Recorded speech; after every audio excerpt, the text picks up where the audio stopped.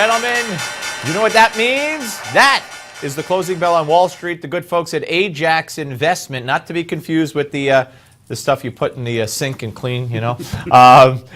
Sorry, Ajax. Nothing against Ajax. And Rob Williams will join us momentarily, Newsmax Deputy Financial Editor, with the Daily Closing Bell Report. But first, we look at those numbers, and I see green. I see green arrows. I dream about green arrows after doing this show. All right, the Dow up 47 points to close over the 18,000 mark, 1819, if you will. NASDAQ up 36 points, the highest percentage gainer again. 4,894, the highest since the dot-com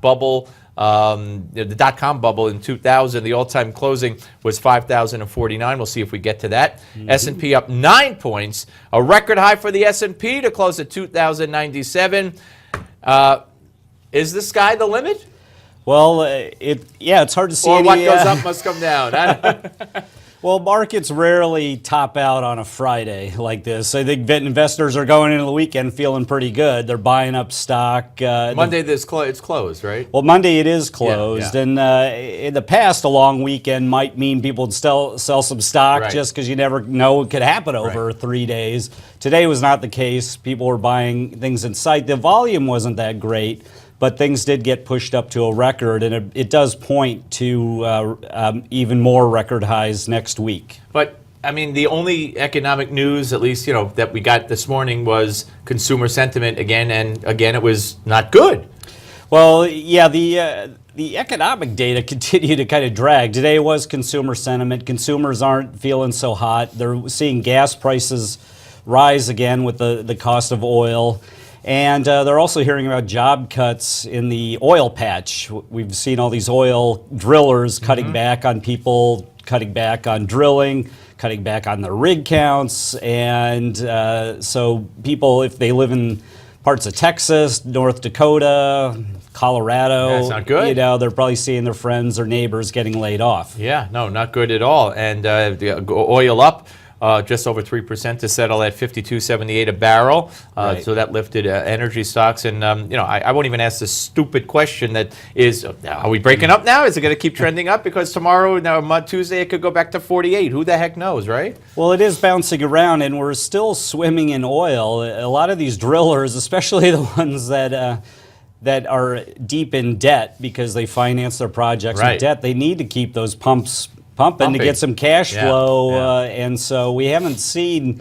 We've still seen supplies go up, and I think prices will probably start to get pressured again. I don't think it's done yet. All right, let's go to some of the movers today. One mover, Groupon, 8% up, 20% rise in sales. That's not too shabby.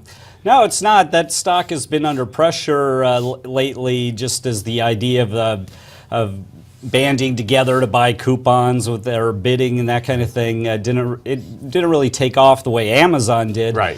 But it does have a nice ticket business called Ticket Monster. Oh, Ticket Monster. Right. Yeah, you can bid on tickets, and people want to buy that. Apparently, there's some investor interest in spinning it off. Apple, big story today. Yes. That Apple has hired a bunch of automotive experts. They're meeting in this whole big thing, and we're talking about the hierarchy of the company. And whereas some people speculated earlier that Apple, if they get into the car business, it might be the electronics of the car. Now they're thinking that Apple wants to make cars. Yeah, that's what it seems to be. That's the speculation now, because they've hired a guy who used to work at Mercedes, their Silicon Valley technology guy, and some other people.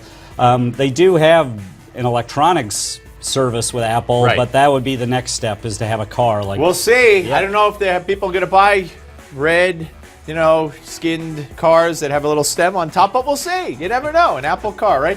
All right, folks, if you want to take hold of your financial future, visit moneynews.com. Live, we are 24/7. I don't even know who that guy is today, so I can't comment. But I do know this. Give Me 5 is next. Rob, have a great weekend. Thank you. All right. See you right back.